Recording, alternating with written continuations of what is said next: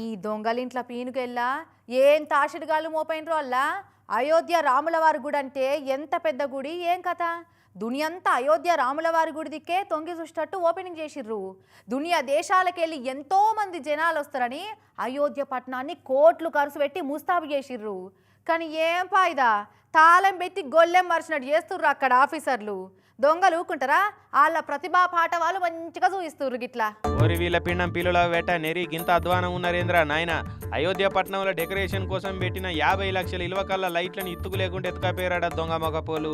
ఇలా దినాలు చేయ రాముల వారి గుడి చాలు చేసినప్పుడు అయోధ్య పట్టణం లైట్లతోటి దగదగ మెరిసేటట్టు 50 లక్షల ఖర్చు పెట్టి ఏళ్లాడే లైట్లు డిజైన్ వెదురు బూటల లైట్లని మెయిన్ రోడ్ల మీద తెచ్చి పెట్టిరట.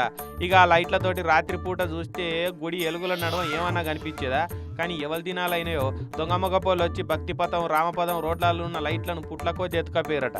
ఏందక్కో 4000 లైట్లను కరెంటు కట్టుకేసినంత తలకాక అంతలు నలిసిరట. గుడి ట్రస్ట్ వాళ్ళు పోయి పోలీసు వాళ్ళు ఫిర్యాదు అయ్యారు. మరి గంట పేరు పోయిన అయోధ్య పట్టణంలో సీసీ కెమెరాలు లేవాయి. అట్లా 50 లక్షల లైట్లు కొట్టేసుకొని పోతుంటే పట్టుకునే నాదుడే కరువైందంటే చూడురు ఏ తీరులో బరిదెగిచ్చిరు.